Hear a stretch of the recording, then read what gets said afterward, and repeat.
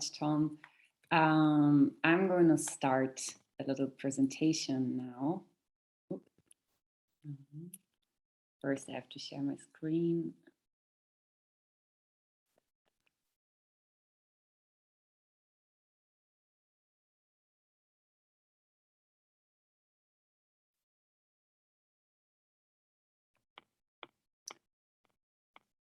So I would like to also welcome everyone to our seminar, Uprootedness and Hybridity, Exploring Intergenerational Trauma in Central and Latin America through Art and Anthropology.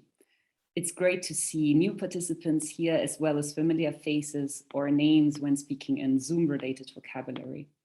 Today's seminar is a continuation of the seminar Uprootedness and Hybridity, Researching Eastern European Intergenerational Trauma in the Arts and Theatre, as Tom said, which we held as part of Refugee Week earlier this year. Together with a great selection of participants, we focused there on the subject of intergenerational trauma in the Eastern European context. Some of the participants are also present in today's audience, and I'm hoping for your participation in the group discussions at the end of the presentations. So this group discussion is also open to the rest of the audience, so please note your questions and share them in the interactive part of our seminar. You can also share them in the chat or send them to me via direct message. So tying on our previous reflections, we are also searching for parallels between the historic events in Latin America and Eastern Europe in today's seminar. However, it may be important to note that we are not going to generalize the subject of trauma, or more specifically intergenerational trauma. Each person experiences trauma differently, whether it stems from a collective experience in global wars, oppressions, or colonizations, or a singular experience. Similarities and differences of our human experience are what make it even more complex to reflect on this multi-layered subject. Leading the seminar as a person who has no immediate connection to Latin America, I'm not able to speak for those who are affected by the traumatic history of Latin American countries. That's why I invited today 4 fantastic guest speakers who will introduce their perspectives on the subject, inspired by their personal biographies or connections to the countries. Even though, or specifically because I may be considered an outsider in this context, I initiated the seminar to highlight how important it is to empathize with communities outside of our root networks. Especially because nationalistic separations are gaining popularity, I believe that it is more important to build an intersectional solidarity network of kinship and care to realize that we are all fluid beings with multiple roots. Before I'm going to introduce the wonderful speakers of today's seminar, I want to refer to 4 concepts that are, in my opinion, necessary to mention when talking about today's theme. Speaking about intergenerational trauma, one reflects primarily on the epigenetic transmission of trauma, hence refers to only one field. But there are various forms of memory transmission besides of the biological one. And it would require more than a short introduction to refer to all of them, but I will shortly introduce 4 concepts that I would be happy to elaborate further on in follow-up seminars.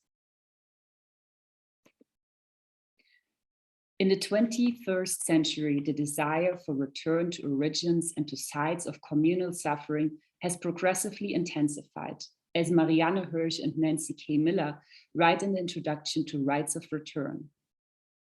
One could probably find multiple reasons for such a seemingly nostalgic mentality, but I would suggest that one important reason is the search for a feeling of belonging.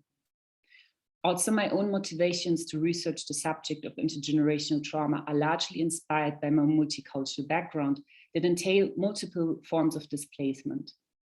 First from Ukraine and Belarus to Poland, and in the generation of my father from Poland to Germany. In the book Belonging, A Culture of Place, Bell Hooks goes on a journey to search for a place of belonging by walking through America. Hooks describes, like many of my contemporaries, I've yearned to find my place in this world, to have a sense of homecoming, a sense of being wedded to a place.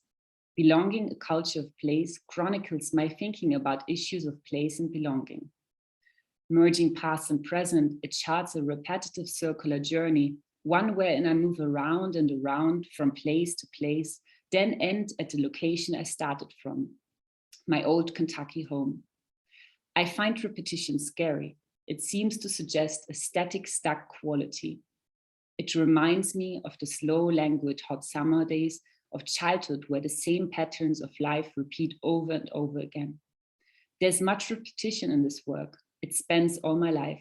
And it reminds me of how my elders tell me the same stories over and over again. Hearing the same story makes it impossible to forget. And so I tell my story here again and again and again.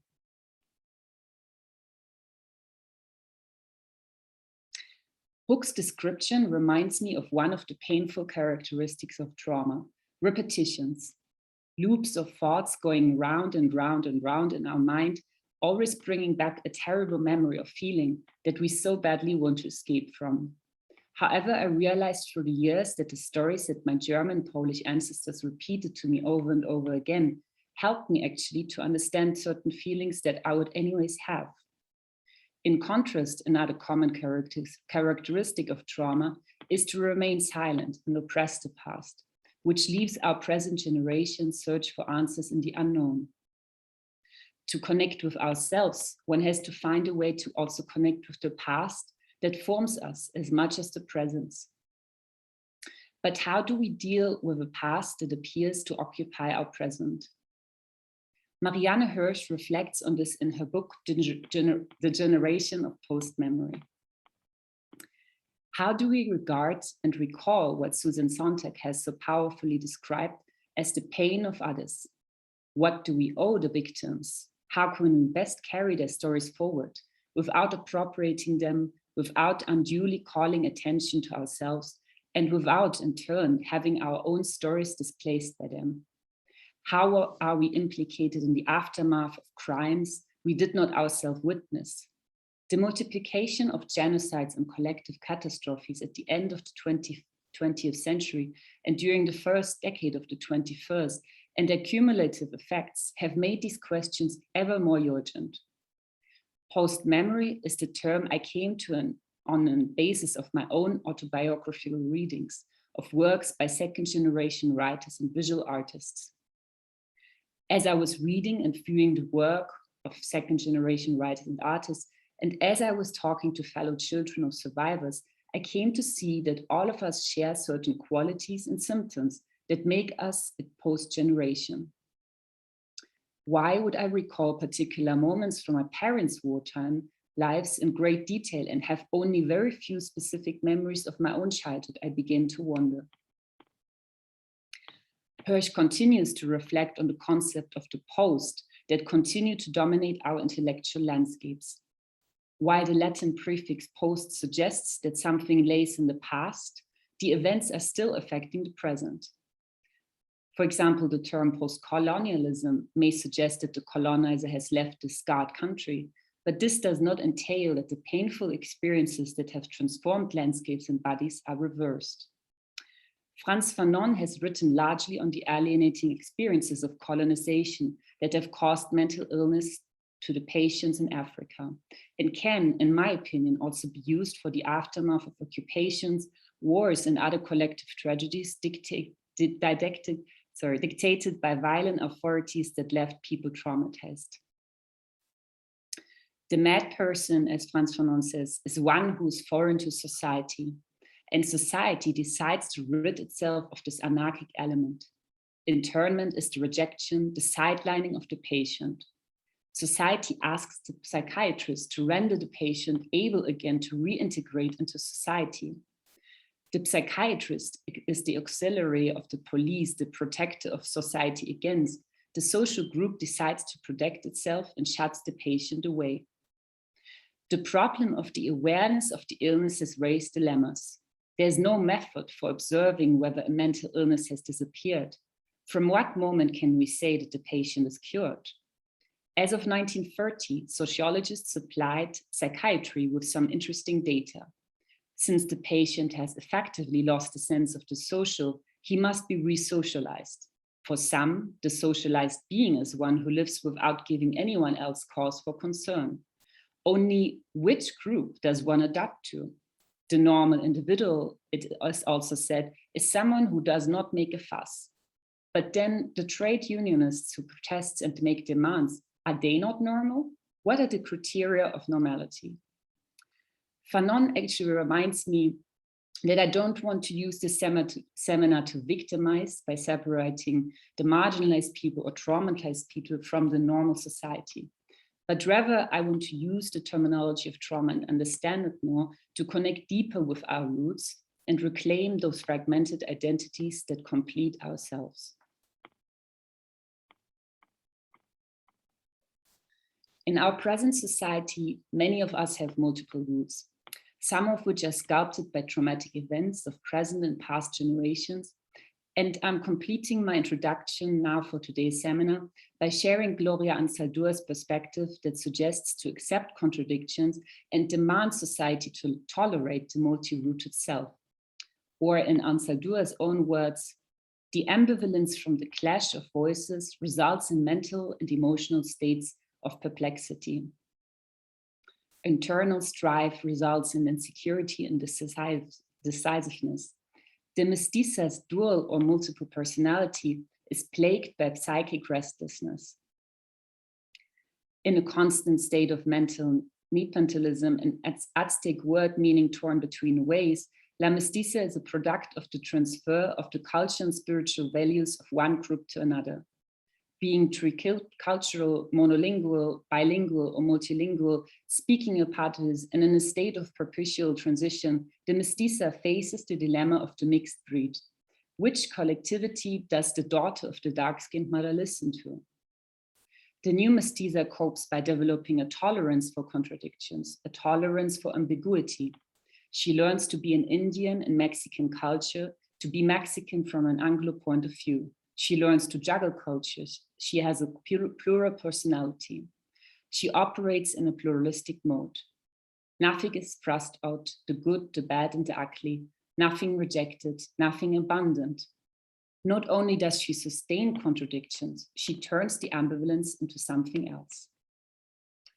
After this hopefully thought-provoking and inspiring introduction, I'm sharing with you the speakers for today, which gladly accepted my invitation to the seminar. And I'm looking forward to learn more about the complexity of the subject through them. So we are going to start our seminar today with Jessica Dorniak, an PhD candidate in medical anthropology at Yale University. We will continue with Tiara, an indigenous cyber feminist and scholar and artist based in Berlin. Svitlana Bidariva, a Mexico-based Ukrainian artist and curator, will continue. And we will finish with Eliana Sola-Busas, an Argentinian Berlin-based multimedia artist. So I'm going to head over to Jessica and shortly introduce her. Jessica is a PhD candidate in medical anthropology at Yale University.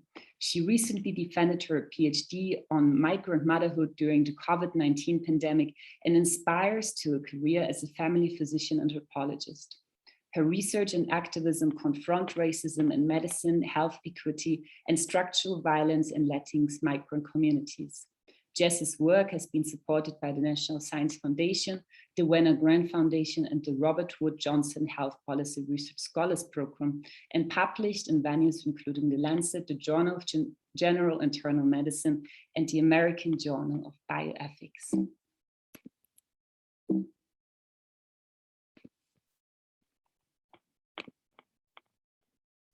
Thank you so much for that introduction. It is such an honor to be here and to be talking about a topic that is near and dear to my heart, both personally, clinically, and as a researcher.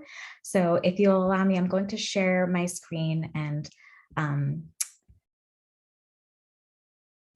get started with this conversation.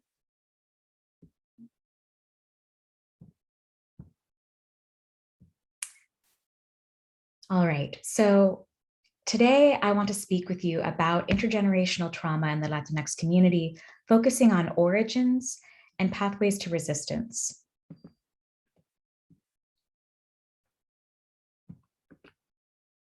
I'd like to start with a story. So it was a Saturday morning and I was in clinic. I cupped my hands around my thermos and took a sip of burnt coffee, sliding my tongue along the back of my gums to loosen the glob of peanut butter from that morning's breakfast. Costco bagels and peanut butter can feed a crowd on the cheap. I rolled back into the desk chair, opened my binder, and reviewed my notes from my last session with this patient. Eulalia was 57, separated, with one daughter. Originally from Mexico, she had been in the States for the past 20 years, first in Long Island and then now in New Haven.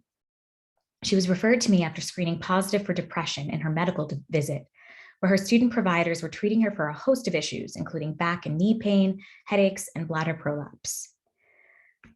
Eulalia's initial PHQ-9, a depression screening measure, was 17, suggesting moderately severe depression. Together, we were completing psychoeducation sessions to help her understand and manage her stress, particularly as it relates to her experience as a migrant. I traced my pen over the bulleted notes I had made during our last session on stress and migration.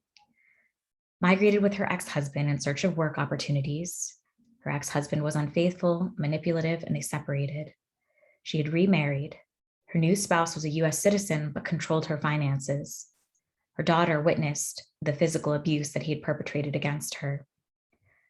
Her priest and counselor told her to protect her daughter and to seek a fresh start. So she moved to New Haven and worked as a tailor. Her daughter seemed more withdrawn and was failing in her classes when she'd previously been academically stellar. She had attempted suicide with a medication overdose and was now living with her father. Eulalia believed that the trauma from her husband's abuse pushed her daughter to suicidal thoughts. My pen rested on that last line. About 40 minutes after our scheduled appointment time, I received a text that Eulalia had arrived, and I walked to the waiting room to meet her. On seeing me, the creases around her eyes and the corners of her mouth split into a smile. She removed her hat, uncovering smooth black hair and a few rebellious grays springing from her temples. I led her to the clinic room and we each took a seat. I slid my fingers across my white presentation binder and turned to the section on social support. Before I could finish reading through the content of my educational module, Eulalia interrupted me. My daughter is everything to me. She and I only have each other, but she wants to leave to go back to live with her father in Long Island. She thinks things will be better there. I'm just so afraid for her. Hot tears streamed down Eulalia's face. She tried to kill herself this weekend, she stammered. She took all the pills out of the medicine cabinet and tried to take them. I found her when she was starting on the second bottle. We took her to the hospital and we told them it was an accident, that she'd misread the label. Praise God she was okay, but I'm so afraid for her. I think this is all my fault. Eulalia sobbed, heaving deeply as I handed her a box of tissues. When she caught her breath, we talked about her relationships with other mothers, with her pastor, and with her church community. Together, we developed a plan to respond to her daughter's cries for help while increasing her self-care activities. Over the next 6 weeks, I saw Eulalia cry less. In her last session, she told me, she's gone to live with her father for the summer. I'll never understand, but I have to accept it. She'll come back to Connecticut to finish her senior year of high school. My hope is for her to go to college, to have a better life. She's so bright. Although the tense pitch of her voice revealed her pain, Eulalia exuded a confidence I had not seen before. Somehow sharing her suffering had lessened it. Eulalia's story pierced me, shaping the way I conducted future psychoeducation sessions with migrant patients experiencing depression. As I gently interrogated about their relationships with their children, I learned more and more about how these individuals, particularly migrant mothers, feared their traumas affected their children. Whether immigration detention, financial stress, childhood sexual abuse, or intimate violence rose to the top of their list of stressors, many of these women felt that their children's emotional or psychological conditions resulted in part from their mother's wounds.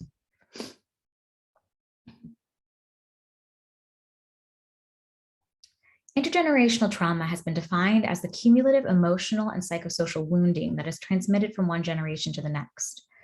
More broadly, intergenerational or transgenerational trauma refers to how trauma experienced in one generation affects the health and well-being of individuals in subsequent generations. The precipitating traumas may be personal, such as intimate partner violence, or collectively experienced, as in cases of war or genocide. Despite the diversity in nativity, racial identity, and ethnicity, Latinxes are bonded by linguistic and cultural ties, as well as histories of colonization, dispossession, and migration, oftentimes under extreme duress due to political violence and economic oppression. Although not all US residing Latinxes physically migrated, separation from origin populations and concomitant loss is a common shared experience among this community. For those who did immigrate, Both pre- and post-migration factors raise the risk of intergenerational trauma. Violence and deprivation in countries of origin and dangerous passage into the US are compounded by acculturative stress, precarity due to legal status, discrimination, and anti-immigrant policies. Further, mass traumas such as enslavement, genocide, systematic sexual violence, and forced relocation may penetrate into subsequent generations. Colonization itself is a massively traumatic event. The Spanish were among the most brutal colonial powers, imposing enslavement, physical torture, and sexual violence on the indigenous peoples of the Americas. Colonial expansion, including the forced migration and labor of African, Asian, and other peoples to Latin America, enforced a system of racialized power that politically and psychologically subjugated racialized peoples. Rather than a distant or unconscious wound, the cyclical reproduction of colonial and racialized violence continues to impact communities across the globe, including Latin Americans and Latinxes. Beyond the painful collective memory of such histories, the lived experiences of Latinx today reveal contemporary articulations of colonization through the maintenance of white supremacist structures of power. These include violations of indigenous land and water rights, violence against women and gender and sexual minorities, racialized state violence and incarceration, and unequal access to opportunity, housing, education, and healthcare. Among Latinxes, exposure to traumatic events constitutes a significant mental health risk. Over the course of the 20th century, regime changes, dirty wars, and the heavily militarized US war on drugs have produced extreme violence throughout Latin America. These adverse events include forced disappearances of over 30,000 citizens during the military dictatorships of Argentina, Chile, and Uruguay in the 1970s and 1980s, the deaths of hundreds of thousands during the Civil War in Colombia and the Chaco War between Bolivia and Paraguay, the genocide of around 200,000 mostly Quechua Maya in Guatemala between the 1970s and 1990s, the torture of political dissidents in Bolivia, Brazil, El Salvador, Paraguay, and beyond during the 1970s and 80s, the deaths of around 70,000 Peruvians due to internal conflict in the 1980s and 90s, gang and police violence linked to drug trafficking in Colombia and Central America, and the ongoing legal violence against Latin American migrants who attempt to enter the US without formal documentation status. Over 75% of migrants from Latin America to the US report histories of trauma. These include pre-migration factors like war, terrorism, political persecution, and natural disasters, exposures during the process of migration, such as theft, kidnapping, rape, extortion, dehydration, and assault, and post-migration factors such as neighborhood and domestic violence. Trans migrants and other gender and sexual minorities escape abuse by authorities, family, or sex work clients seeking more permissive environments in the US and Canada. Regardless of nativity, Latinx US residents are significantly more likely than white residents to experience war-related trauma and childhood maltreatment. Latinx youth report greater polyvictimization or victimization across multiple categories of trauma like sexual, physical, and community violence than white youth. And multiple studies have suggested higher rates of post-traumatic stress disorder among Latinxes. In addition to personal trauma, Latinxes are vulnerable to interlocking oppressions of racism, sexism, discrimination against gender and sexual minorities, nativism, ethnocentrism, and ethnocentrism, which render them especially vulnerable to weathering or premature health deterioration by intergenerational trauma. Here, I have shared a conceptual model.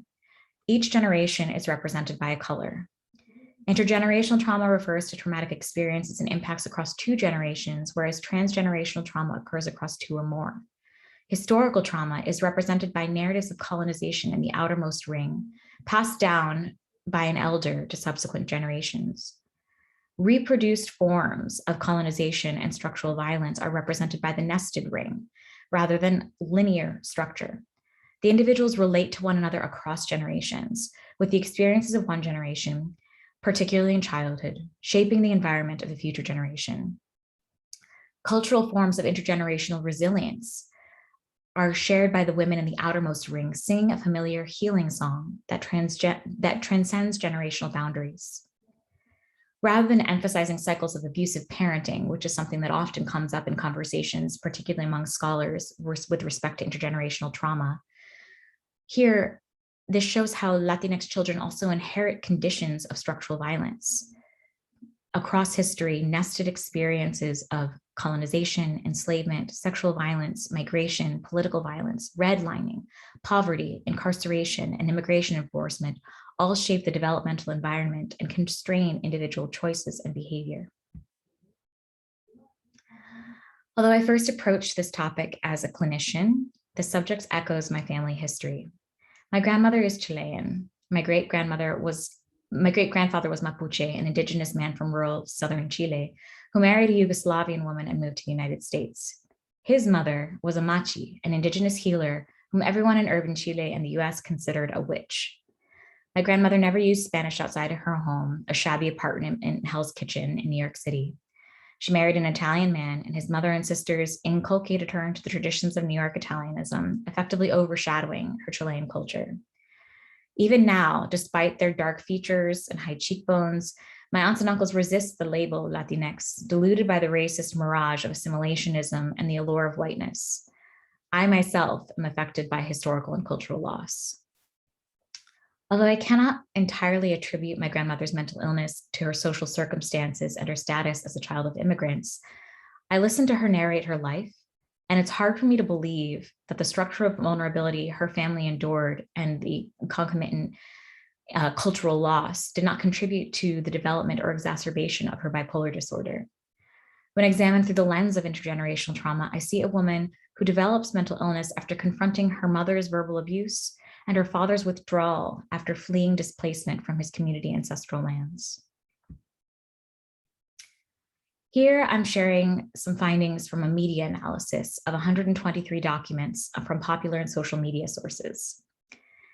71.5% of the studies of the documents examined underscore the necessity of healing and resistance to intergenerational trauma and proposed approaches to achieving it. Lay perceptions of intergenerational trauma center processes of healing through community solidarity, strengthening cultural traditions, and engaging in subversive modes of expression through art and counter narratives.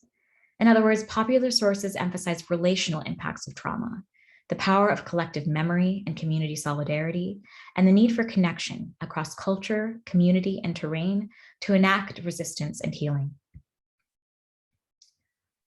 In brief, it's important to recognize that trauma is rarely exclusively an individual process, and historical traumas do not live in the past. Rather, trauma has a cyclical effect. It's an iterative process that creates embodied effects on oppressed individuals and communities through its repetition and reconfiguration. Engaging in practices of collective remembrance and the constructions of counter-narratives or subversion against the dominant modes of history-making and storytelling provides the opportunity to claim and conquer trauma. Finally, resistance through modes of linguistic, artistic, and public expression transmute and sublimate traumatic experience into processes of collective healing. Thank you all so much for your time and attention. I am very happy to engage in discussion or answer any questions when the time is right.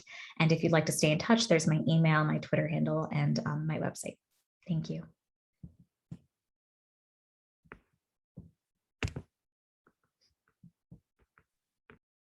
Thank you so much, Jess. I have several questions also that are connected to our previous conversations, but I will keep them for the group discussion. I find specifically also interesting when we first talked this connection between this mental illnesses and this like way how women are called witch and there's this collective healing prohibited.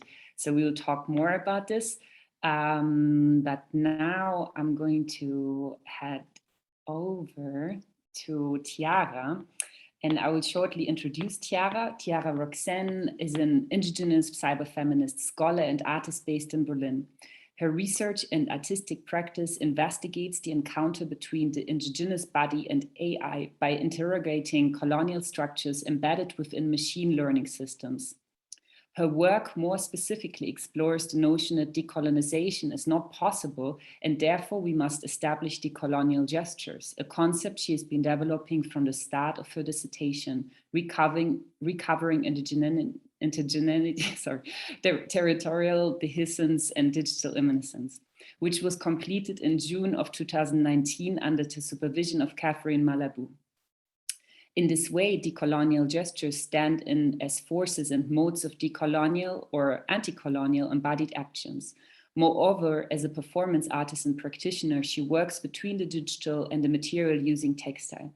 Currently, her work is mediated through the color red. Tiara has presented her work at Images Festival in Toronto, Squeaky Wheel Film and Media Arts Center in New York, Trinity Square Video in Toronto, SOAS London, SLU Madrid, Transmediale Berlin, Duke University, Republica, Take Open Air, and many others. Welcome, Tiara, and thank you for being here.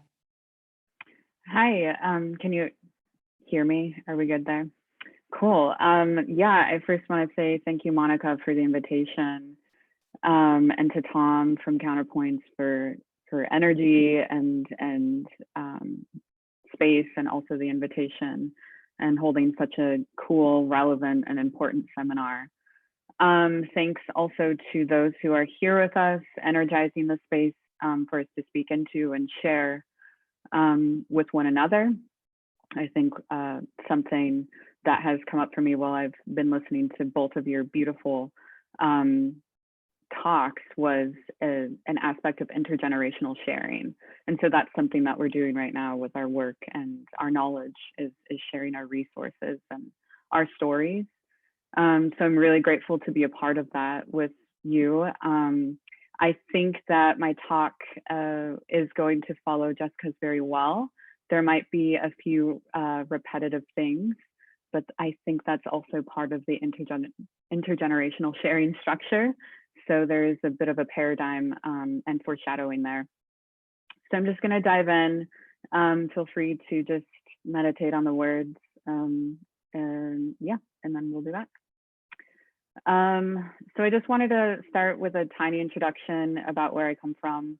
My father's side is Tarascan indigenous from the land of Michoacan. On my mother's side, I have Apache, Pueblo Indian, and colonial blood peppered through. I identify as indigenous mestiza, and sometimes I feel like there isn't a border that hasn't crossed through my blood. In my work right now, I attempt to demystify settler colonialism embedded with within artificial intelligence. However, today's talk is going to be more toward recovery and healing in response to intergenerational trauma, which is what we're all learning about today. I want to believe in recovery because healing is only a gesture. What is the partie that enables the scarred a projection of survival? In other words, how does the suffered, the suffering as body, as lover, as indigenous, as mestiza, as woman, as they recover from these codes, from being pushed to the margins? For example, to suffer, to be marginalized necessitates a reclamation, a sort of repatriation to one's own body or identity. This is a response to post-coloniality, a call of resurgence, a desire to rewrite history, to reclaim the body. And this reclaiming of body or identity implies the need to rupture the topography of syntax, the prose block, the verse, or the sentence from which it is reproduced. Akilah Oliver reminds us that the body is an unstable site through which we negotiate modes of representation, a site where we are all already belated. To be belated is to arrive or always be arriving in one's body, that is. In this way, the body is a landscape that lends itself to the possibility of contemporization, reterritorialization, reclamation, and recovery. I want to believe in healing, so I start with recovery because healing is only a gesture. Healing more generally suggests a wholeness, a return to being whole again, to the self that was before in a priori body. However, because this is not possible, healing becomes a gesture reaching toward this wholeness, whereas recovery is possible. Recovery is the thing healing is gesturing toward. Furthermore, recovery here refers to the regaining of strength or health. The emphasis here lies on regaining. Etymologically, recovery derives from the Latin word recuperare, which means to get again. Thereafter, the body regains strength. It recovers. It does not become whole again or return to its previous state of being. It does not heal. It transforms. Because we are stuck in bodies, because we are always arriving in our bodies, we can begin to recover by understanding this inescapability. The limits of the body are physically and psychologically tied. What I'd like to highlight more specifically here is the trauma event. A trauma event refers to an experience that causes the individual to feel emotionally overwhelmed and unable to cope. Trauma for Indigenous peoples is experienced individually, for example, through abuse or separation from family, and collectively, for example, through war and genocide. For Indigenous peoples, both types of trauma experiences are historically traced and remain intact, mostly through subjectification. For example, one's relation to the world using I and corporeality, for example, one's body holding that experience. I am this body, and thus my body is a tool for making meaning in and of the world. Though these trauma events are due to colonization and historical violence, which then in return are buried by the settler who erases the Indigenous experience, collective trauma disrupts this erasure and silencing through oration. Thereafter, collective trauma is activated through the subjective retelling of the trauma event, as well as through corporeality, where trauma is passed genetically. This intergenerational transmission of trauma is greatly influenced by epigenetics, cognitive science, and humanities disciplines. In order to articulate the pathologies intergenerational trauma embodies, it is necessary to filter it through epigenetics, the study of gene activity. Recent studies on epigenetics insist that our genes carry memory of trauma experienced by our ancestors, meaning that trauma experienced by earlier generations can influence the structure of our genes, making them more likely to switch on negative responses to stress and trauma. More importantly, these traumatic experiences influence gene structures which are physically and psychologically revealed. They are expressed symptomatically. Two examples are post-traumatic stress disorder, PTSD, and depression. These symptoms are corporeally conceived through gene production from earlier generations' traumatic experiences and are passed down as bodily memories, encompassing a corporeal memory archive, also known as body memory. For the Indigenous body, the suffering remains unresolved by proxy. To be Indigenous is to always be or be in the trauma body. Furthermore, that traumatic body memory lies dormant in the peripheral nervous system, waiting to be triggered by reminders of the trauma event, whether experienced personally, secondarily, or genetically. Another form of memory that is exhibited via the body is what Akilah Oliver called flesh memory. Flesh memory, according to Oliver, is recognized symbolically and representationally through markings and sufferings from the past, either personally, secondarily, or collectively, specifically for the Black body. These somatic experiences for both body memory and flesh memory are activated and felt as present when past traumatic or violent memories arrive or are triggered. Since we are stuck in bodies, there is no way out of this trauma or these violences. The scar, our flesh, or the body memory is always present as a reminder. Thereafter, a kind of material rupture that unsettles and aims to undo social and political dysfunctions or hegemonic structuring, one that catapults movement, is the application of dehiscence. Dehiscence or dehiscentia or dehiscentem derives from dehiscer, which means to gape, to open, split down of the earth. Dehiscence is rooted in the performance of splitting and was first conceived in the fields of medicine and botany. Within the medicinal canon, more specifically, dehiscence provokes the antithesis of healing. What is called wound dehiscence is a surgical complication where the splitting occurs along the lines of the suture. More generally, this kind of dehiscence is one of anatomical madness, as the wound is susceptible to reopening and infection over variants of time, until finally closing, which is usually recognized by the formation of scar tissue, more flesh memory. In otology, dehiscence is a perforation to the inner ear labyrinth, which results in vertigo.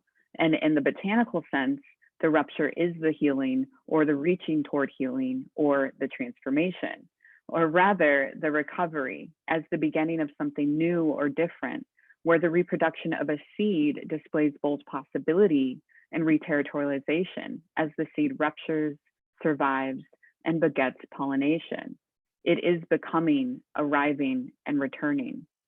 For each meaning of dehiscence, a rupture occurs.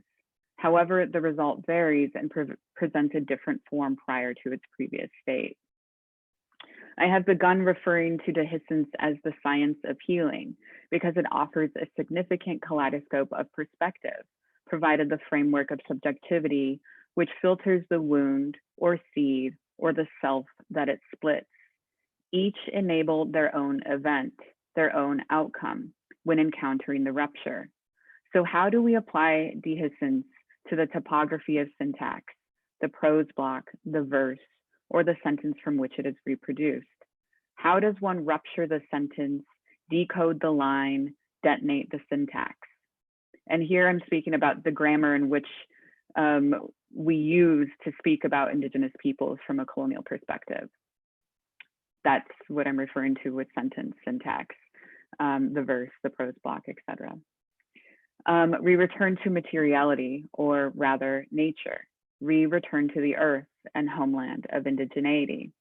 We return to clay. Clay tracks and traces memories and historicities. It is a material substance that does not need language or dialectics to understand its importance.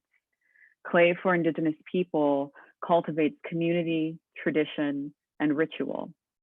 It comes from Indigenous homeland and is multi-purpose. Clay tells a story without using language. It is the narrative.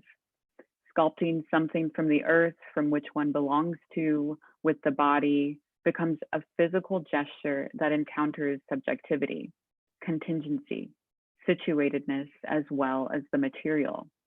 This gesture becomes a reclaiming of one's name or identity. The production of clay, both metaphorically and physically, requires the unsettling of territory. One must rupture the earth to cultivate clay, thereby creating a territorial dehiscence. This territorial dehiscence is a process that requires corporeality and earth, a materiality that denies a need for language or dialectics. It decodes the body by returning to one's land, one's identity, and cultivates a material that is indeed a symbol for indigeneity, Indigenous territory, Indigenous homeland, Indigenous tradition, Indigenous community, and overall history. It is a story of indigeneity. The gesture not only desilences by using the body, by returning to one's land and cultivating community, by reclaiming one's identity, it also contemporizes indigeneity.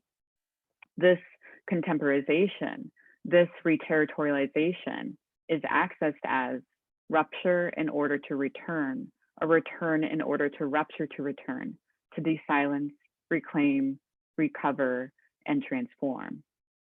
In this world, in this body, in these bodies, it is of utmost urgency to apply radical thinking processes and critique the hegemonic structures which continue to code, marginalize, silence, separate, and dehumanize. So we can start by acknowledging this trauma, these trauma events, these violences, and the impossibility of removing this corporeal memory archive or healing as such, and start to recover or transform by returning to nature, by using the body to reclaim and build something that allows us to start regaining the necessary strength. And that is all. Thank you so much. Yeah. Thank you so much, Tiara, for another inspiring, beautiful talk. I also made many notes, but I will also keep them for later. I like this kind of metaphor of the clay. It's also reminded me the other day when I was planting trees from my grandparents' forest, and I was telling my friends that soil keeps so much memory, and actually soil is something that makes us happy, and actually also in a biological sense. There's studies about this, so I feel it's similar with clay. So more in the group discussion. Now I want to pass over to Svetlana, who is in Mexico, one of the earliest times. I think it must be almost 8 a.m. now, but still very early. Thank you so much for coming so early to this seminar. I'm going to introduce you shortly. Svetlana Bedarieva is a Mexico-based Ukrainian art historian, artist and curator with an interest in Eastern European and Latin American modern and contemporary art. Her books include At the Frontline, Ukrainian Art 2013 to 2019, and Contemporary Ukrainian and Baltic Art, Political and Social Perspectives 1991 to 2021. She has a PhD in History of Art from the Coteau Institute of Art, University of London. Bedarieva's papers have been published by, amongst other outlets, Space and Culture, Art Margins Online, MIT Press, and Revue Critique d'Art, University of Rennes. Thank you so much, Svetlana, and I'm looking forward to your talk. Thank you, Monika. It's nice to see everybody, and thank you so much for inviting me. And thanks to Tom also for organizing this event. And today I would like to talk about part of my current and ongoing research that I try to present in 3 different dimensions: as an art historian, as an artist, as a curator. And this research is dedicated to the topics of postcolonialism, trauma, and art activism in Mexican and Ukrainian contemporary art. I'm going to share my presentation.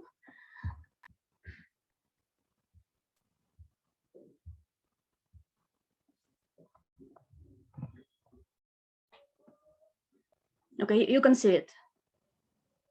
Yeah, okay, great. So, speaking about Latin American and Eastern European art, how in general we can make parallels related to any kind of themes that involve conflict, displacement, or trauma, being it contemporary trauma or intergenerational trauma. We can speak about Piotr Petrovsky's notion of horizontal art history that discards the idea of centers of meaning production and centers of art production globally, and brings in local histories that creates altogether a non-linear, diffuse, and polyphonic model. And between these local histories, we can find different similarities and different differences. Another notion that is very important for this comparison is the notion of post-memory, coined by Marianne Hirsch in her book about the Holocaust, that speaks about the transformations of the past that occur in the present generations. So basically how present generations of people who migrated, for example, or who stayed in the same place, cognize and interpret the traumatic past. But should we indeed focus in our research of art and related notions of related social notions, should we indeed focus on the trauma? For example, anthropologist Eva Domanska speaks about affirmative humanities that are aimed to not to discard the trauma by any means, but to work with this trauma, to take significant elements of history that constituted it and rebuild it in the contemporaneity by means of culture into a constructive structure that brings some kind of positive outcome. In other words, she speaks about healing the trauma by means of interpreting it through contemporary culture. And that's something that I believe we are doing precisely in this seminar. Other questions that I was posing when I was preparing this seminar were how will our descendants, for example, perceive the events of today over the distance of time, after some history passes? And how will further generations perceive, for example, the ongoing war in Ukraine, and how it will pass to their understanding of the surrounding context? Is it the same mechanism of distancing as transporting the discussion to other territories? And that's what I was exploring for already 3 years with the project that I'm going to talk further, of the exhibition about Ukrainian war that I brought to Mexico to fuel this field of discussion about violence, about displacement and trauma on a different territory, and see the ways how their interpretations occur. Can we compare former peripheries? If we speak about this pre-Iron Curtain fall divisions between the first, second, and third world, can we compare after these divisions are erased, these peripheries based on the notion of trauma? How does transcontinental perspective contribute to the discussion and healing of the trauma? And how do post-colonial experiences differ, and what do they have in common? Because of course we cannot overgeneralize all the negative events and all the trauma that occur as a result of these events. And I would like to divide my presentation in 2 parts. First part being some kind of a context, historical context for rationale of comparing between this Mexican art and Ukrainian art as reflecting on trauma. And the second part would be my work practically with these notions in the field of curation and in the artistic field.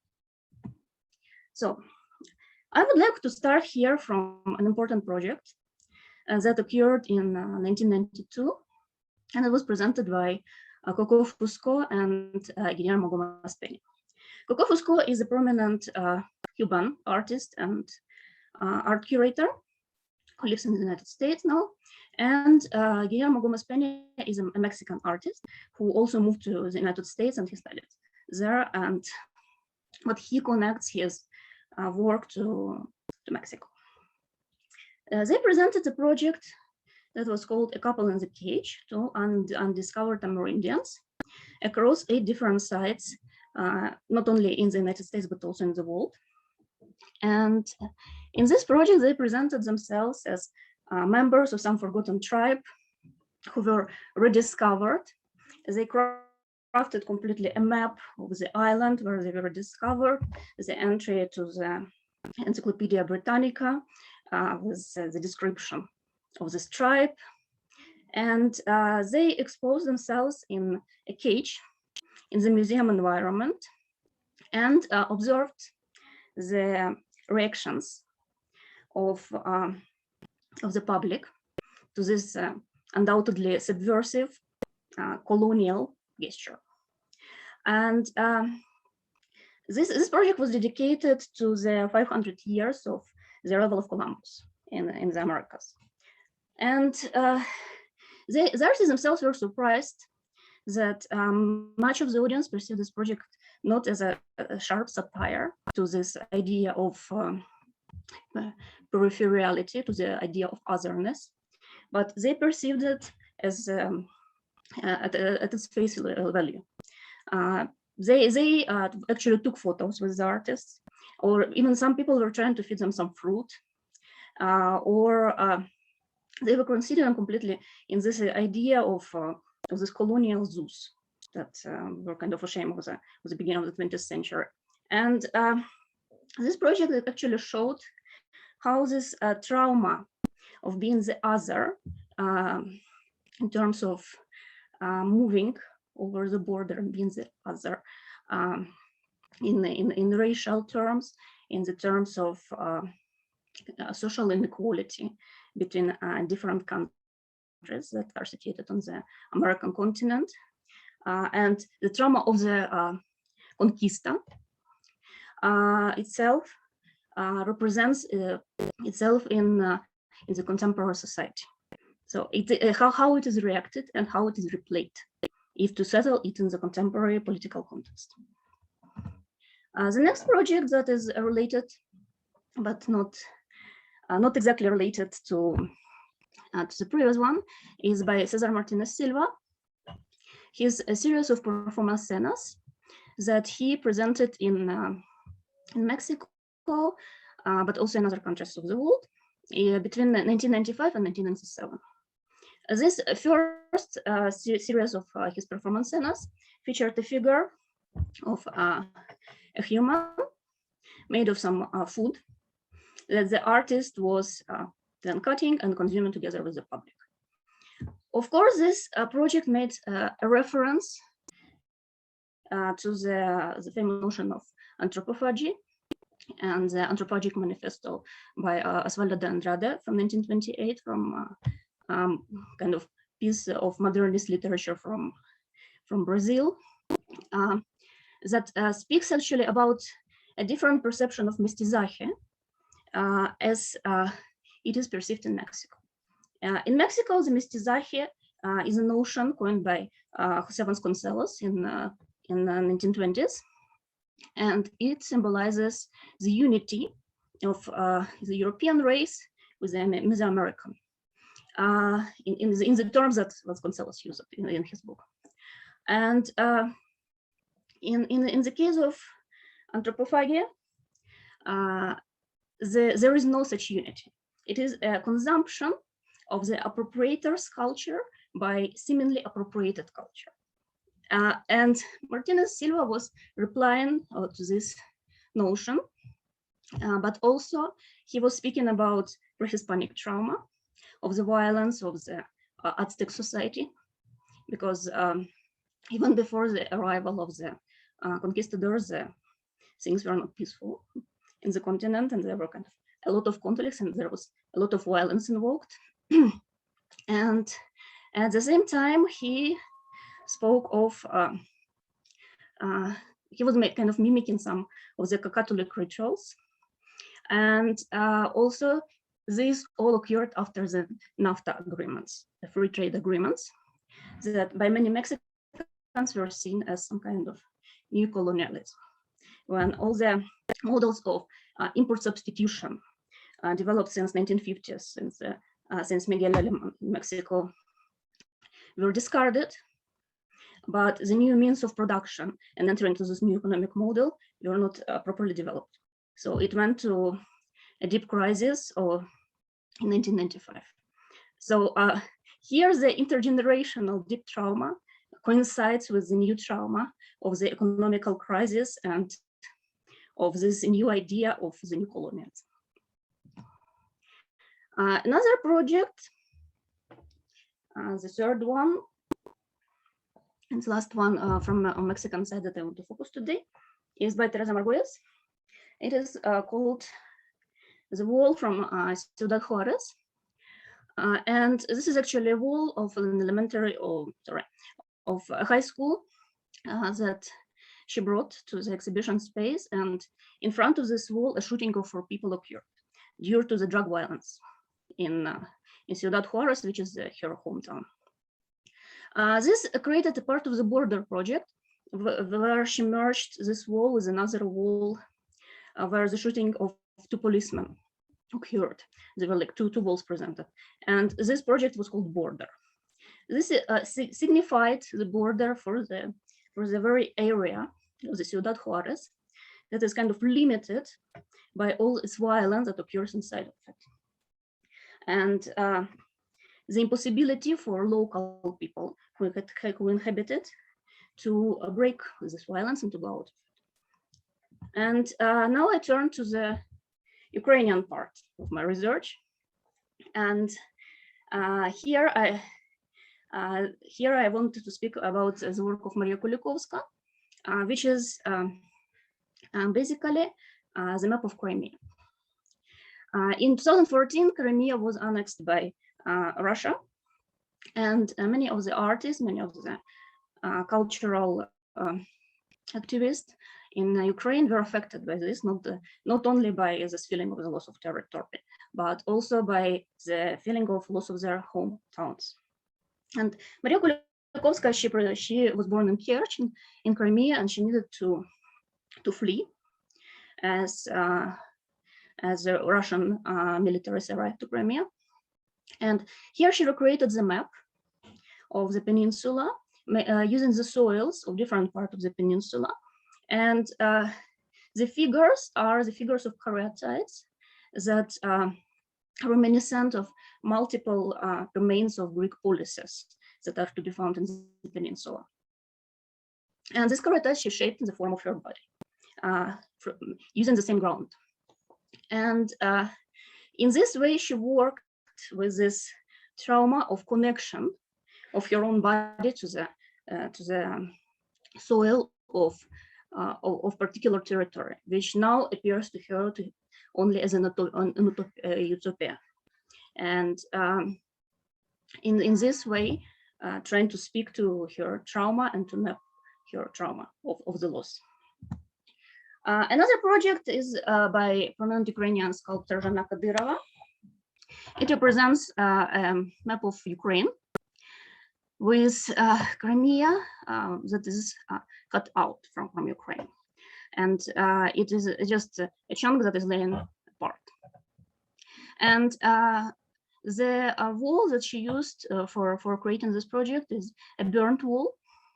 And this idea came to her during the events of 2014 when the House of Trade Unions in the main square of Kiev was burned together with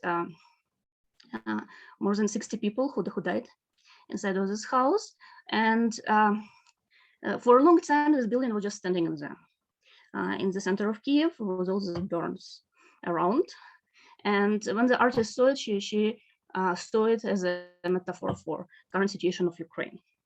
And from the other side of this structure, there is actually Soviet wallpaper glued, because she wanted also to highlight kind of this peaceful other side, which was also linked to all this post-colonialist experience of the Soviet Union.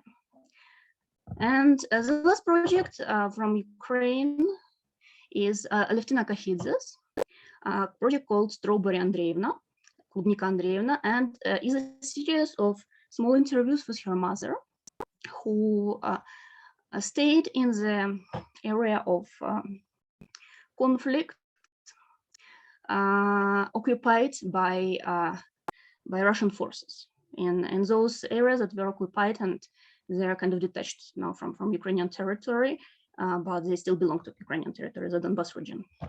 And her mother was talking with her on phone. She couldn't come to mainland Ukraine, and neither her daughter could visit her.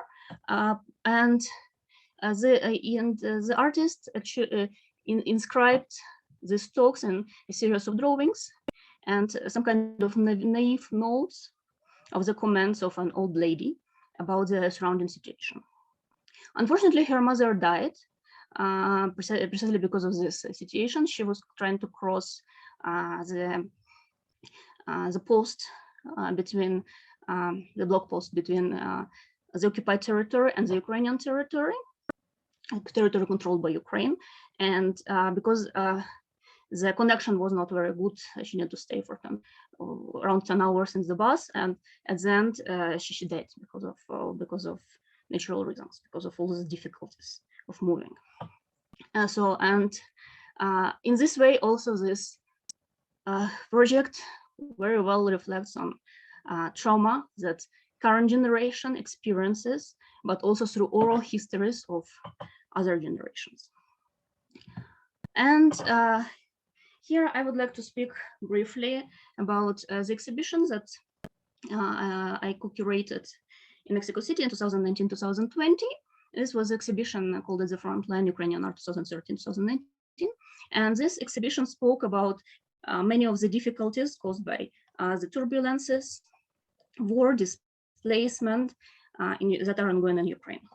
And the aim was precisely to have this feedback from Mexican audience and to see how the notions of trauma, how the notions of conflict can be interpreted between different in this kind of intercultural way. The idea of this exhibition actually stemmed from 2017 when I presented my own artistic project in Museo Ernesto Cortés in Puebla and the National Center of Arts. It was a series of murals that was dedicated to some kind of bestiaries of monsters created by war propaganda, and also these monsters that are kind of not real people, but they're media created aggression that is that pours out daily in the everyday life. And these are actually the work that were included in the exhibition on the front line. The work by the series of by Janna Kadyrova, Behind the Fence, where she spoke also about territorial divisions related to Crimea on the seashore. She was placing different parts of children fences for children playgrounds. Then the work by Oля Mikhailiuk simply went away. She interviewed a group of refugee women from Lugansk who needed to flee from shellings in 2014. And some of them needed to walk in snow for 40 kilometers. And also the artist included in this multimedia installation a video of her repeating this trip of 40 kilometers in the snow. As a project by Evgenia Belarus's Victories of the Defeated, focused on the everyday lives of female miners in the age of the conflict next to the rest of Donbass, and there all the social conditions, kind of very unfavorable social conditions they live in. Another work by Lada Nakonechna, the so-called are stones that are labeled with different words like Nazis and different other words, kind of not very favorable labels that in the beginning of the conflict with Russia were very visible as some kind of tension in the experience in the media, that oppositional media were thrown at each other, fueled by Russian propaganda. And we had also the response from artists, from Mexican artists to this exhibition in form of a series of performances. And one of the performances was by Cesar Martinez, who prepared different types of armors, of some different types of guns from eatable materials, and he used for that recipes from Mexican cuisine and from Ukrainian cuisine to kind of to comment satirically. Well, we need to see this through the lens of all this neo-Mexicanism of 1980s in Mexico and all this kind of parody on important topics, to comment on all this explosion of violence. And the other work was Paula Pazier, the performance that was called We Are Americans Too. And she commented on the economic dependency on precisely these agreements that were made with the United States, and all this inequality and the peripheral vision of Mexico. And she was constructing first a road, then she was constructing a tower made of bricks, and then these bricks were used like these millstones for shredding, not shredding, but like destroying in a way the money, as a comment on all this capitalism that meets all this kind of difficult trauma of social inequality. And that was part of all this project. And other part was also a number of academic panels that we were holding precisely to discuss and to compare the experiences through all these notions of post-colonialism, trauma, and displacement. And that's all.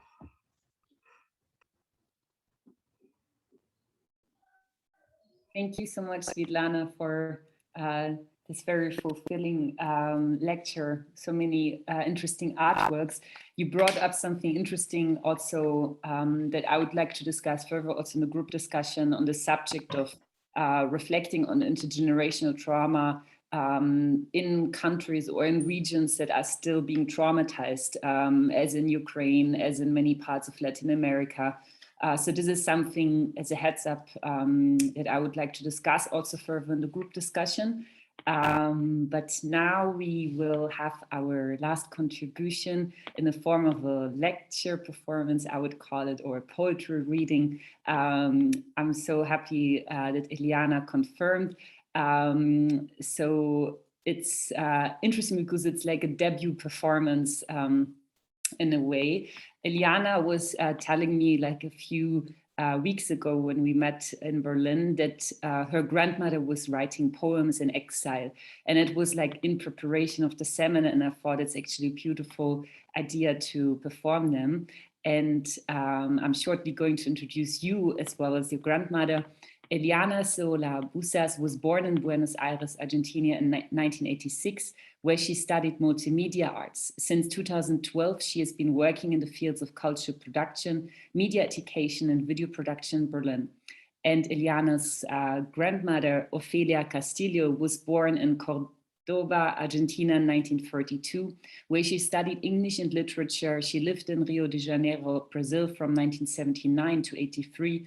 Her poems have been collected and printed in 3 anthologies, as well as published in journals and magazines in Argentina, Brazil, and the USA. Throughout her life, she has had a distinguished career as a translator from English and Portuguese. And now I'm going to open the stage for Eliana. I'm going to quickly share the screen for you. Yeah. Okay, hi, thank you everyone also for joining, for being here. I'm going to read 3 poems. Very quickly. The first one is called At Home, that was written in Buenos Aires shortly before leaving.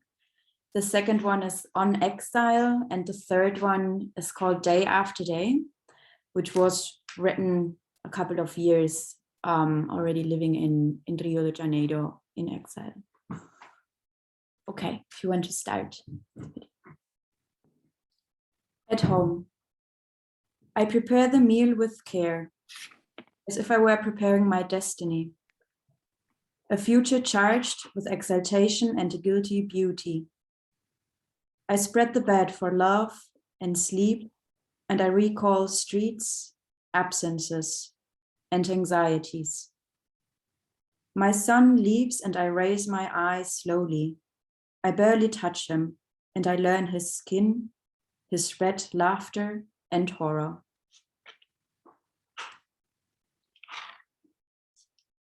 On Exile. Nothing more horrible than the shadow which follows danger. The savage winning sectioned by a thread of steel, with no streets, with no friends, no petty misfortunes, with a stone tied to the ankles and an oceanic horizon, without fevers, and without love too, without the resplendent and wet tide, because it is time of need, and love is a luxury, a clandestine light, the furious, arrogant, forbidden affirmation of excess. Day after day, routine has ceased, fear ended, and raising your arms, you slowly draw in the air of your new firmament, now silent sepulchre.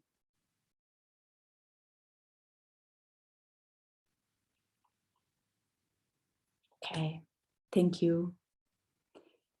So yeah, I'm just gonna talk very briefly, I think. This is coming from a really like personal space. It's intertransgenerational trauma is not a field in particular of study of mine. But when we were talking with Monika, it was really great. And we were talking about the poems of my grandmother. And from there, I reached out to my dad, and we started a really nice conversation with my father on this. We had talked before about history and the personal history. My father is a historian, so telling stories and history has always been something that we would do in our family a lot.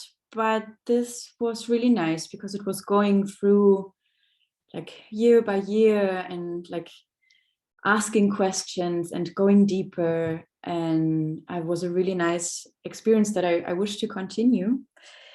And then I was thinking how that relates to me, like thinking about the topic of this seminar, what maybe I can bring to the table from a very personal experience of my grandmother living in exile, having to be exiled from the military dictatorship in Argentina during those times, and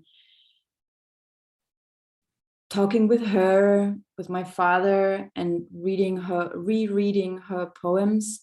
Something that resonates a lot is the ir y venir, is the coming and going, and this contradiction of wanting to leave, wanting to be in the place where one is now, so learning the language, integrate, to make friends, to stay, to travel. And on the other hand, the condition of being in exile, so not being there by choice and thinking about the loved ones, fearing for them. So yeah, it's a particular situation. And I remember talking a lot with my grandmother about this ir y venir, this coming and going. And that is something that I do feel, it resonates a lot. So I was born in Argentina. My mother is German, my father's Argentinian, and I grew up mostly here in Berlin. And this feeling of belonging or not belonging, and how to identify home, what home means, that resonated a lot. And yeah, that's what I see when I reread those poems too. Yeah. Thank you, Iliana. In a way, we are somehow sliding into the group discussion for this. So I'm inviting everyone to contribute, also the audience members. I'm moderating, but feel free to ask any questions, just raise your hands. Yeah, I find this process actually, it's beautiful because in a sense it is very intergenerational, this process that you've been going through, Iliana. So there's something that you described already, like in these conversations with your father, which I find really beautiful, that there's also this openness from him to guide you through this. Have you ever had the chance also to speak with your grandmother about these poems, or how was that? Yeah, actually, like just yesterday, I asked my dad if he would ever like talk more about the poems, and not so much the process of writing was very much hers. But I do recall talking a lot about my grandmother, about ir y venir, coming and going. It was a sentence that she would repeat a lot. That was, yeah, very present, and many conversations would like circle around that. Yeah. Coming and going. That's interesting. Jess, I feel like in a sense, there's also this connection when we spoke prior to the seminar, your connection with your grandmother, as I previously mentioned also, I find it interesting in a sense with like mental illnesses such as bipolar that are coming up, which in a sense, as I said to you in the conversation sometimes before, I feel also almost a societal illness, because people are being blamed for having multiple roots. They are asked to they choose like their nationality, asked to where they belong, etc. Yeah, I would be curious to hear more about also this from your side. Of course. Well, I'm really grateful that you introduced Fanon, because I feel like he has provided a very great framework for understanding how colonization is intertwined with expressions of mental illness. And again, mental illness is something that has shifted definitions over our history. Really, we see that like being gay was considered to be a mental illness, and similarly with what was previously gender identity disorder in terms of folks who identify as trans. And I think that mental illness is some way of kind of capturing social deviance, ways that are outside of the normal. And I think that that's really important, because who is setting the terms of what is normal, what is hegemonic, what is the dominant frame? And for people who have experienced oppression, colonization, and so on, that is automatically outside of the norm. And I think Fanon does a really great job of kind of recognizing how expressions of, and many other anthropologists have done a good job of kind of considering how expressions of, quote, mental illness, or presentations that might be clinically assigned or diagnosed as mental illness, are actually forms of subversiveness and resistance, kind of a corporeal reaction to experiences of violence. And I think that when we conceptualize mental illness, I think that it's important not to disentangle it from the social context. So when I narrate the story of my grandmother, and also to an extent myself, I think a lot about kind of how being divorced from her culture, her father's ancestral lands, growing up, in poverty, and basically trying to deny her history in order to be able to conform, that takes a toll on the body and the psyche. And again, I can't say that, she developed bipolar disorder. I can't say that it's explicitly due to these things, but it's impossible to ignore them as contributors. And I think that kind of, when we bring in a conversation about how people express themselves in social contexts, and how that becomes legible in clinical contexts, it's very, very important not to disentangle these social dimensions. Yeah, that's it's interesting. I find Fanon's work so important also to understand. He probably never used the word intergenerational trauma, but in a sense, he was basically like doing an important introduction work to this research that people are doing nowadays. Like Svitlana, you reminded me in a sense also of this aspect in jazz in a way as well. How do we deal with intergenerational trauma in places such as Ukraine, but also Jess, how you said in places like America, where people are still suffering under the condition of the recent trauma? It's a question to both of you. I think that's something that is kind of, it's causing almost like an obstacle to even heal, or kind of, as Tiara mentioned, to recover from this intergenerational trauma in the first place, because you are still, or at the moment, dealing with the trauma in these places. I'm curious if you have some thoughts about that. I can just comment briefly and say that the real issue, as kind of the conceptual framework that I was sharing, is that these are nested experiences. So colonization continues to manifest through ongoing structural violence and oppression of racialized groups. And it's not something that, as you commented before, that exists in the past. And for people who are trying to make sense and claim this, really actually flipping these narratives and recognizing, because particularly in American society, we tend to blame individuals. You're responsible for your own choices, your actions, your outcome, pick yourself up by your bootstraps, that kind of mentality. But being able to construct a counter narrative and being able to recognize that the reason that my family is in this situation is not because we made bad choices. It's because of these kind of nested layers of oppression persisting across time, and being able to kind of own that and share a collective memory of what these traumatic experiences have been like, and how they continue to pervade across generations, confers a certain degree of power and ownership. Because Latinx folks are not the people who write history, and Indigenous folks and Black folks are not the people who tend to be able to have that kind of textbook narrative of what happened. But being able to flip that on its head and say, this is actually what happened, and this is how it affects my body, my community, my story today, makes a huge difference in terms of being able to kind of move toward. And I really appreciate how Tiara was saying that, healing is kind of a process of approaching that wholeness from before, of approaching that exactly. Mm. Well, I would like to comment that, sorry, I have here a technical difficulty. Second.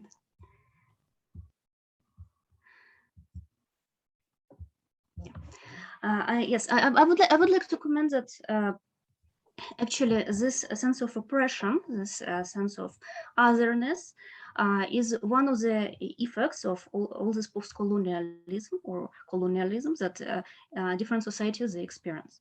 And I think that actually, from my point of view and from my field, the best way of visualizing it, of interpreting it, and not, of course, defeating it, but in a way making it visible and making it discussable is through cultural practices and through artistic practices. And that's why I'm precisely so interested in my work and focusing on this particular aspect that they deal with all this post-colonialist interpretation. Because also we can speak about different perspectives like anti-colonialism, post-colonialism, decolonialism, and the anti-colonial perspective, for example, it takes everything that was in the past as negative experience and discards it, while post-colonial approach, of course, considers the past experience as traumatic experience, but also sees what can be used as constructive blocks for the current culture from this previous experience. Kind of not to incorporate this trauma, but rather to make this trauma intelligible and kind of accept that there was such trauma, but the current culture needs to be built on the past without denying the past. And I think this is what is important precisely about art practices, because of all their level of abstractions that they propose and the level of conceptualization they make. They allow making this process much smoother and much more possible. I think it's interesting because I was also just reading the question from Monika in the audience, that all of us are female or at least cis female or also other gender speaking speakers. And this is not, I haven't done this choice consciously, but in a sense it was similar in the last summer that it like kind of just happened because I feel loads of women research on the subject. And there's something that also came to my mind when some of you were sharing your thoughts in the talks on this subject. For example, also how you said that your grandmother was called a witch, Jess, but also where Tiara, you were talking about the subject of recovery and healing, which is primarily also a kind of female maybe power in the communities, often as kinship. This idea of bringing people together and healing is something feminine. And I feel often when I think about the current society in different places where there's lots of right-wing actions that are increasingly becoming popular, I think there's a lack almost of this like space for like this idea of kinship, of healing, etc. So yeah, there's on one hand also Monika's question that I would like to share here again, like would the speakers like to comment on the significance of gender in this context? But also Tiara specifically, I'm curious about this idea of feminism and also the space of the internet or AI as a new space for maybe recovering a space that has not been traumatized yet, and that has a significance also in your work. So yeah, I'm curious to hear more about this. Yeah, I can just respond to that question, Monika. Thank you. as far as the gender thing is concerned, I'm going to pass on that question. I don't feel like it's necessary for me to comment on that. But in terms of looking for a space or theoretically thinking about a space that is not traumatized or embedded with colonialism when it comes to artificial intelligence, I have found walls of impossibility within, technology in regards to the black box, the algorithm, digital platforms, and the continuation of marginalizing Indigenous communities. A specific example of that is called data colonialism. And basically, it just takes hegemonic structures and places them onto Indigenous communities without providing them access to the data that is being collected,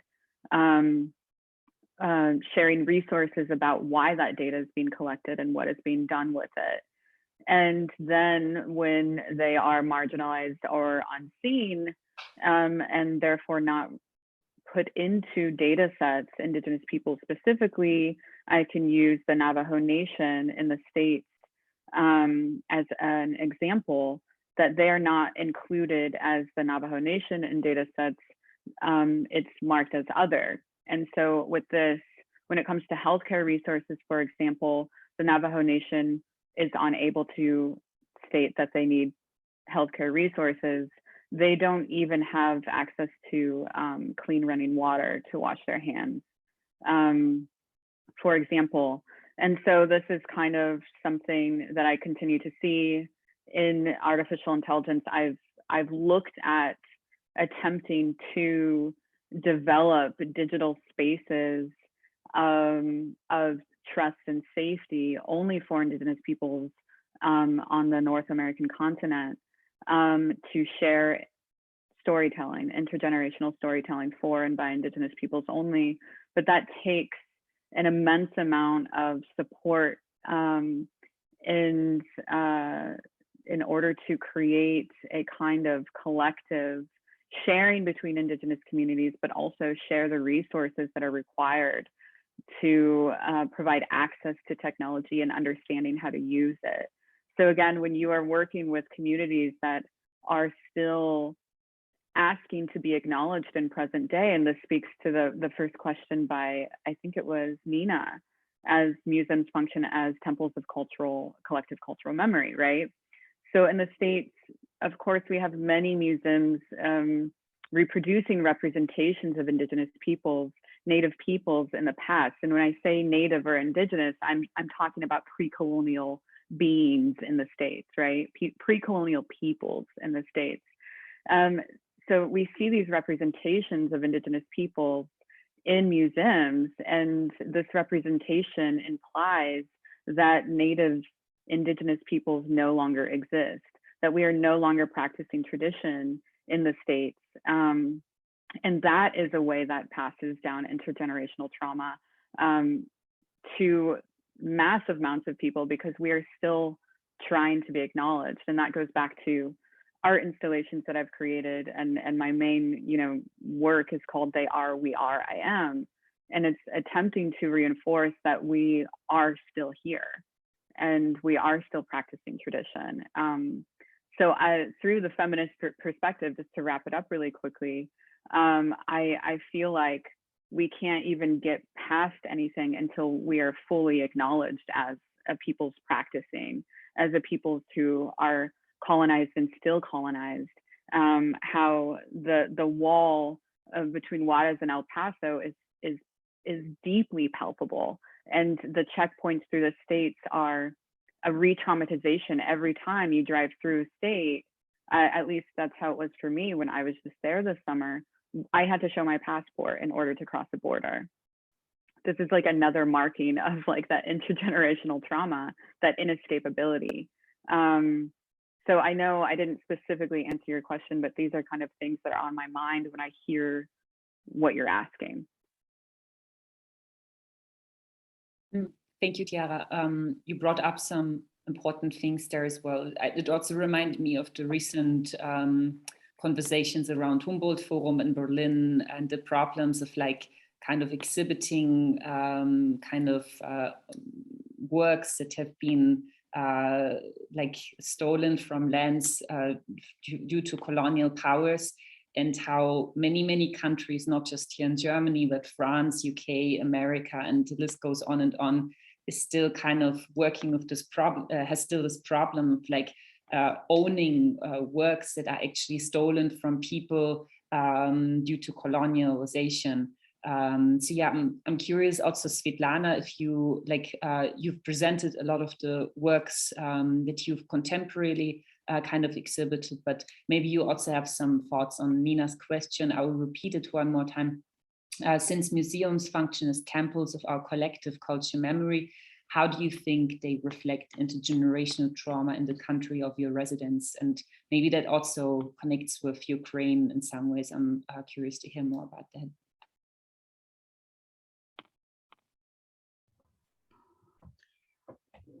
Well, the country of my current residence is Mexico. So I can speak about different types of museums, because whether some of them, they focus on more art from the 30s, from 40s, from the monumental school of painting, and of course they present certain perspective on all these concepts of mestizaje that Mexico lived with since the beginning of 20th century, since the Mexican Revolution. But also there are other types of museums that are precisely the spaces dedicated to working with this trauma, and one of those is a Museum of Memory and Tolerance here in Mexico City, with whom I had the chance to collaborate precisely in this project of La Línea del Frente. And it's where it was our collaborator where we presented these discussions about war in Ukraine. But the museum is dedicated mostly to the Holocaust, because there are many people who were coming to Mexico, as to other parts of Latin America, as a result of the events of the Holocaust. And also it focuses on different aspects of human rights defense in different countries. So of course, this we cannot say that this is an art museum. This is more like multimedia-based historical museum. And I think these spaces are necessary. But I think what is also necessary is to precisely work directly with public art museums that can present more critical exhibitions on the topics that relate to the general historical and social context. Not only in Mexico, but also in Ukraine and in the world, is necessary really to speak in terms of artistic exhibitions and in terms of comparative perspective, to speak about all these topics. And for example, here in Mexico, I see a kind of a lack of this approach, but also in Ukraine, because I think by default, somehow contemporary art sometimes is concerned in some kind of very up-to-date topics, and it doesn't go more deeply into the memory. And it would be interesting to see more examples of art that work precisely with these ideas of memory and intergenerational knowledge. And I think this is precisely the field that needs to be developed, and this is developing now. Thank you, Svetlana. So we're almost at the end of today's seminar, but I would like to ask one more time if anyone in the audience has questions. Maybe Tom, if you also want to ask your question directly. So if there are any more questions, please feel free to ask them. I did put a question in the chat for Tiara, but I don't know if that's something you can respond to. But I was in that, when you're talking about the importance of physicality of movement, whether that was a kind of a general or even sort of metaphorical idea, or you had particular processes or activities in mind? Yeah, thanks, Tom. That's a really beautiful question in response to the territorial dehiscence and this deep desire and need for recovery or transformation when it comes to intergenerational trauma and colonization. I think that's something that I'm still thinking about and working on. And I wish I could say, you know, that there was something specific in mind in terms of an activity or process. And in terms of the territorial dehiscence, I believe that's a shared and community rupture that can be experienced in terms of creating something out of Indigenous clay together. This is the first and only thing that has truly arrived for me, especially in response to data or digital colonialism, is to return to materiality or to return to earth and to think through and with cosmologies. However, as a scholar, you know, and someone who is shaped or modeled by academic structures, I have met many walls of that feel inescapable to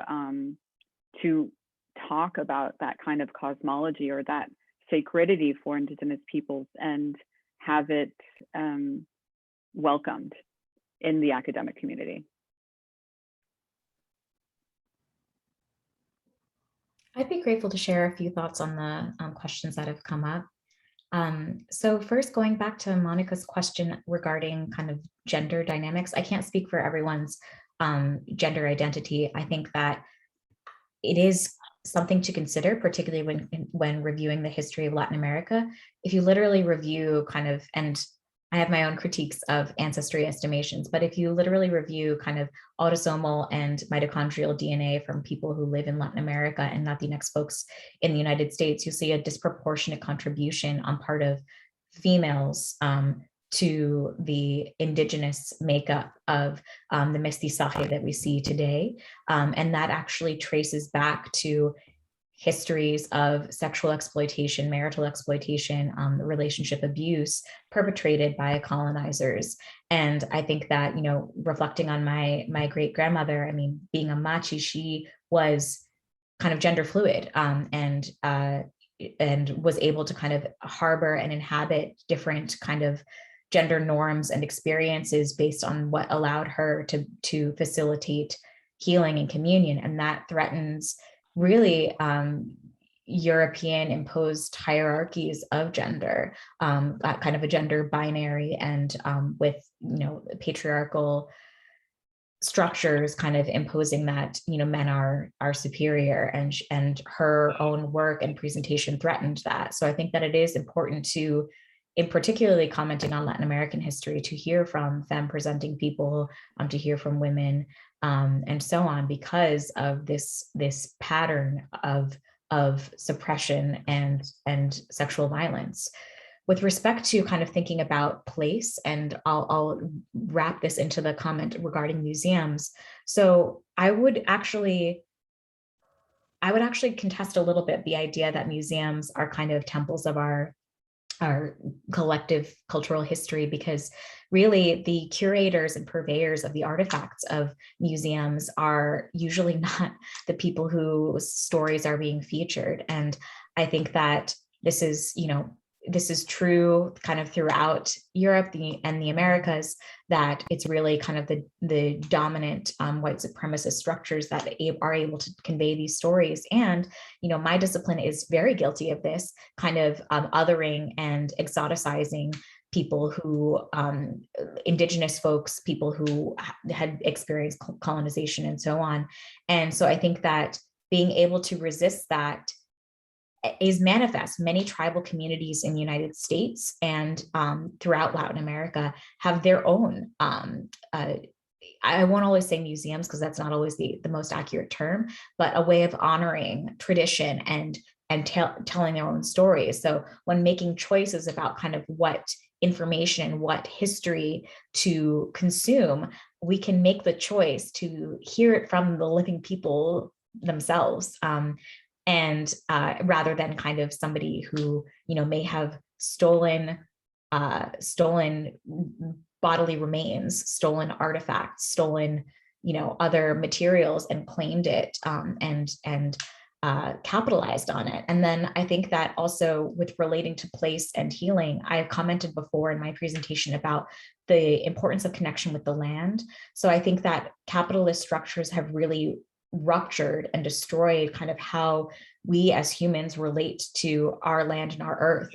We think about things in terms of maximum profit and extraction rather than what a symbiotic relationship with our land might look like, and how we can both give and nurture the land and then also enjoy the benefits and gifts that the land gives to us. And that is something that that capitalism has entirely destroyed, as well as dispossession. So, you know, forced migration and colonization have destroyed these, you know, these connections with the land. And, you know, just to nod to, you know, the Mapuche community, the Mapuche are actively fighting for sovereignty over the land that is the space for their cultural heritage, and that is something that we need to support. You know, indigenous land back movements, being able to recognize who controls the land and how do we relate to the land, I think is a really important part of this kind of imagining space for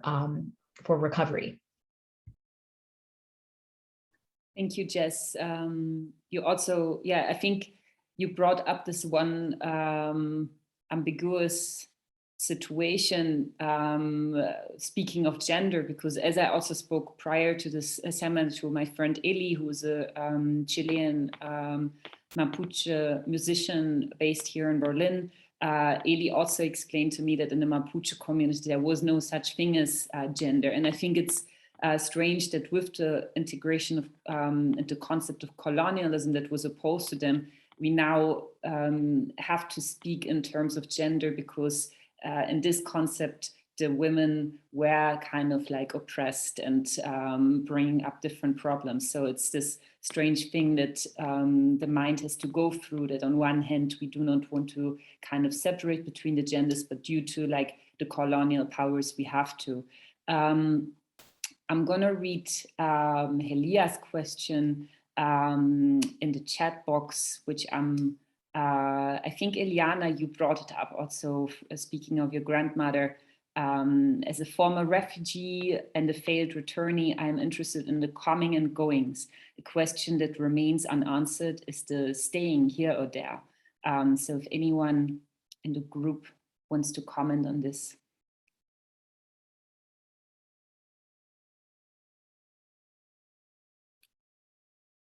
I also was curious about this idea of the coming and going that Eliana's grandmother was talking about. And I'm curious, what it meant in a psychosomatic sense also. I can just share a brief thought, but I would love to hear from others. In my own research with migrant mothers, I think a lot about metaphor and artistic representations. And one thing that is an image that has come up in the community that I work with is the idea of the monarch butterfly and the migration that the monarch butterfly undertakes. So in brief, basically one generation of monarchs will complete a over 4,000-mile journey to be able to roost and breed in an area of Mexico.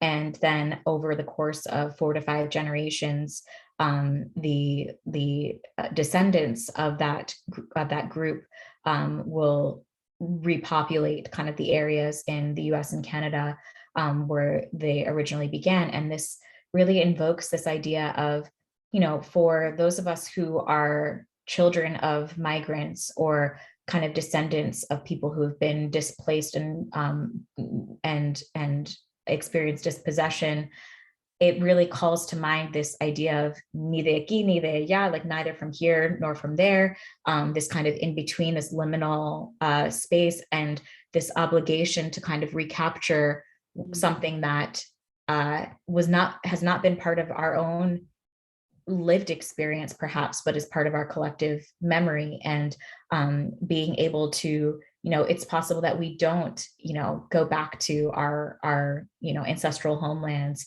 but how do we reclaim it, and how do we, further the meaning of that place, that location, in our own lives and in the lives of our children.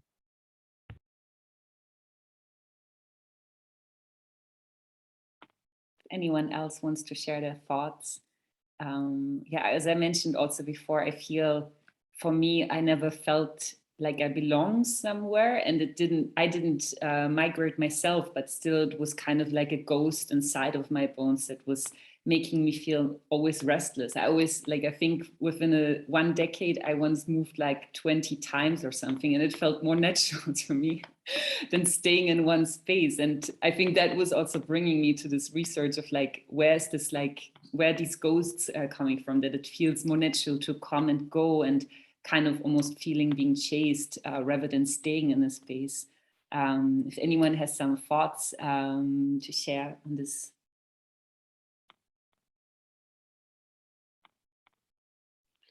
I was just going to say, that phrase of coming and going also just brings to mind the obvious importance of language and how these phrases, and Jessica just talked about using in a different language, talking about different words, because those, I mean, obviously with everything, with these things, the different connotations of different phrases. Yeah, just obviously important to recognize, and also obviously acknowledge everyone's, we're all speaking in English today, but these languages come with all sorts of implications as well. I think also language can be used as a term of subversion. So, in the United States, there's, quote, African-American vernacular English, which is thought to be kind of a patois, a kind of hybrid form of expression, but it actually is a way of capturing kind of, your language does not have the words or structure or, syntax that makes sense for me and my people. And, similarly with thinking about Indigenous language and kind of, the way that it trips up kind of a, an Anglo or European tongue, that's important. That's, that needs to be preserved, because we aren't meant to conform to, the dominant schemes. These forms of language and expression need to exist in contention with those. And also the concept of language per se. I think it's interesting when I spoke with people about this, about colonization in Africa, that the language was considered as primitive there because it didn't consider the self as an individual, singular being, but it was always often in some African languages, the self is always considered as the plural being. And I find that interesting also how this colonial language is trying to diminish that and break that down. So we are arriving at the end of this beautiful seminar, and I want to thank again so much to all the contributors and all the audience members who stayed also until the end with all of the beautiful questions. I think the conversation could go on, and I'm hoping that it will. So let's all keep in touch. And if anyone has questions, feel free to contact me or also the speakers themselves. I'm sure they would be curious about this. Yeah, thank you so much and have a beautiful rest of the day.